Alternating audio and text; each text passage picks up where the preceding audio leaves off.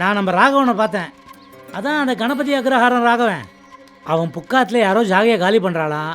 நல்ல மனுஷாலாக இருந்தால் சொல்லு சேஷு, குடி வைக்கலாம் அப்படின்னா. உனக்கு ஏதாவது அபிப்பிராயம் இருந்தால் சொல்லு, அவங்ககிட்ட பேசுகிறேன். இந்த பார் சிவராமா, நான் ஏதோ தப்பாக சொல்கிறேன்னு நினச்சிக்காத. பிரிவாக இருந்தாலும் அது சௌஜன்யமாக இருக்கணும். சந்தானம், என்னோட தரப்புல இருந்து ஒரே ஒரு வேண்டுகோள். அது வேண்டுகோள், விண்ணப்பம், அபிலாஷை எப்படி வேணாலும் நீ எடுத்துக்கோ. எதுக்கும் மறுபடியும் ஒரு தடவை யோஜனை பண்ணி பாருடா. இந்த பாருங்கோ, இந்த வார்த்தை ஜாலம்லாம் வேண்டாம். பார்க்க போனால் சந்தானம் இந்த ஆற்ற விட்டு போகிறதுல எனக்கு உடன்பாடே கிடையாது. ஆனால் அது அவன் எடுத்த முடியும், அவன் போகிறான். அதுலலாம் நான் தலையிடவும் மாட்டேன், தலையிடவும் விரும்பலை. எல்லாம் அவாவா கர்மா. அவள் மனசில் ஏற்பட்டிருக்கிற விரிசல் பெருசாகாமல் இருக்கணும்னா கொஞ்சம் விலகி இருக்கிறது தான் நல்லதுன்னு எனக்கு படுறது.